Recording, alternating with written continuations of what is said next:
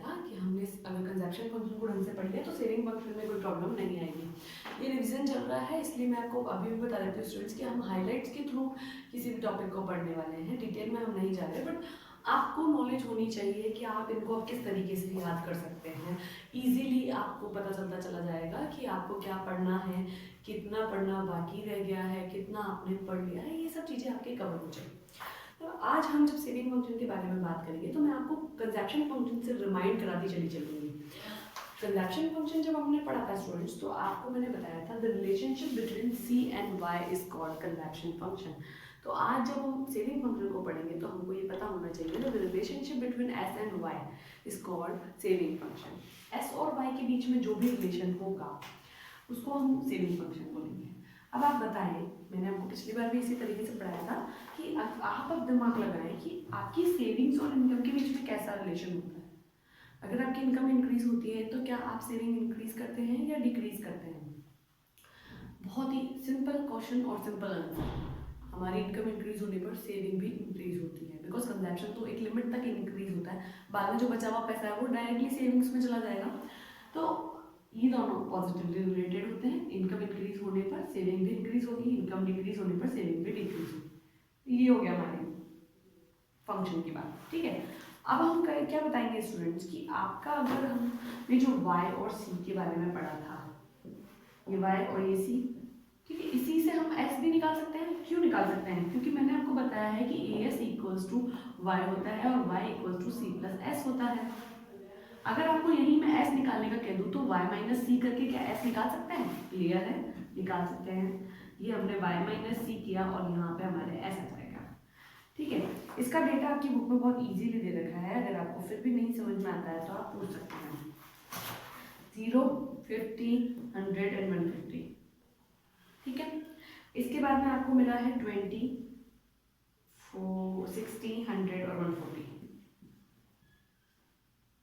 100 और 140। अब हम इससे ये निकालते हैं, ठीक है।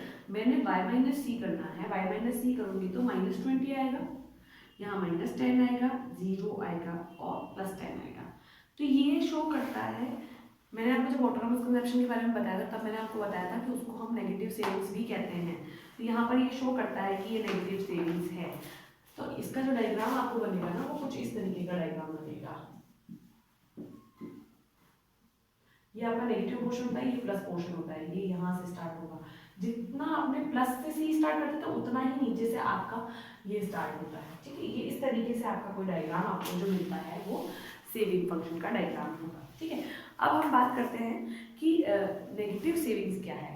s equals to -20 when y is 0, this is because of c equals to 20। ये आपको बताता है कि जितना प्लस में c था उतना ही माइनस में s जाता है, बिकॉज ये जो चीज़ थी वो आप उधार लाए थे या आपने अपनी सेविंग्स को कट किया था तो ये सीधा सीधा माइनस सेविंग्स में चले जाता है, ठीक है। We know that c plus S equals to Y. हम जानते हैं कि c प्लस एस जो होता है वो y होता है। If c is 20 and y is 0 then s must be -20। s increases as y increases, s जो है इंक्रीज होता है जैसे जैसे y इंक्रीज होती है। Imply that s is positively related to y, ये बताता है आपको कि s जो है वो आपका पॉजिटिव रिलेशन रखता है y से।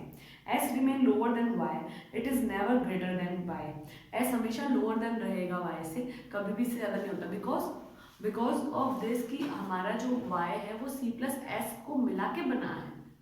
जब वो c प्लस एस को मिला के बना है तो s y से ऊपर कैसे चला जाएगा? It is not possible to do, ठीक है। फिर इसका डायग्राम हमने देखा है, डायग्राम में आपको नजर आ रहा है कि ये वो पोर्शन है जो -20 के पहले का -20 -10 और ये 0 पे आ गया। जब हमारे c और y इक्वल हो जाते हैं तब हमारा s जो होगा वो 0 हो जाएगा, क्योंकि हमने जो कमाया है वो सारा खा लिया है, बचा कुछ नहीं, तो वो y वहाँ पर 0 हो जाएगा, ठीक है। उसके बाद जितना भी हम बचाते हैं वो हमारा पॉजिटिव सेविंग्स को शो करता है।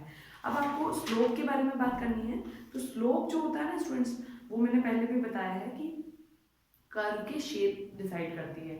तो यहाँ पर जो स्लोप होगा वो डेल्टा एस और डेल्टा वाई से पता चलेगा। डेल्टा एस और डेल्टा वाई का मतलब आपने एस में कितना, वाई में आपके कितना चेंज हुआ, जिसकी वजह से ये हम इसके डेल्टा वाई है, ये हमारा डेल्टा एस है, इसमें इतना चेंज हुआ इसकी वजह से ये चेंज हुआ है, ठीक है। तो इनकम के चेंज होने पर सेविंग्स के चेंज होने को ही हम जो है स्लोप ऑफ एस लाइन कह सकते हैं। ये आपके एमपीएस शो करती है, delta C upon delta S upon delta Y. इसको हम एमपीसी कहेंगे, मार्जिनल प्रोपेंसिटी टू सेव। इसको हम मार्जिनल प्रोपेंसिटी टू सेव क्यों कहते हैं?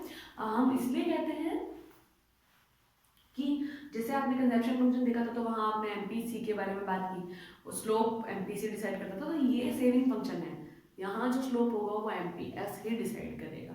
ठीक है, तो ये हमारा स्लोप है जिसको एमपीएस डिसाइड करता है। हम अगर एमपीएस की डेफिनेशन पूछे तो the ratio between delta S and delta Y equals to MPS.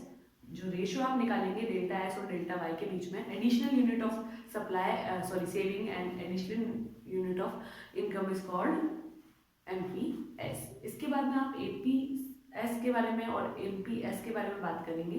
पहले इसको आप पढ़ें, इसके डायग्राम को क्लियर करें, रिलेटेड कोई भी प्रॉब्लम हो आप पूछ सकते हैं, पर डायग्राम की प्रैक्टिस बहुत ज़रूरी है। मैं आपको अभी भी बोल रही हूँ और बार बार यही चीज़ बोल रही हूँ कि डायग्राम की प्रैक्टिस बहुत बहुत और बहुत ज़्यादा इम्पोर्टेंट है।